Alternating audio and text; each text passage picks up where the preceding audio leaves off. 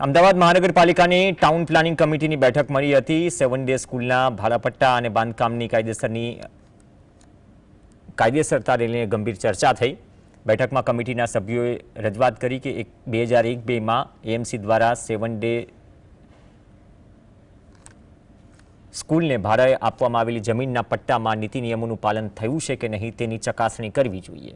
આ ઉપરાંત શાળાના તમામ બાંધકામો કાયદેસર છે કે નહીં તેની પણ તપાસની માંગ ઉઠી।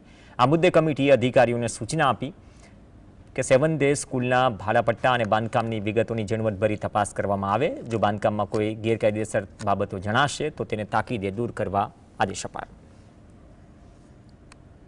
મ્યુનિસિપાલિટીની જગ્યા જે લીઝ પર આપી છે, લીઝના નિયમોનું પાલન થયું છે કે કેમ, અને એની જે શરતોની પૂર્તતા થઈ છે કે એની તપાસ કરવાનું કીધું છે। અને બીજું કે તાત્કાલિક એટલે એને જે બી કાર્યવાહી કરવાની થતી હોય એનું નક્કી કરીને જાણ કરવાનું કીધેલું છે।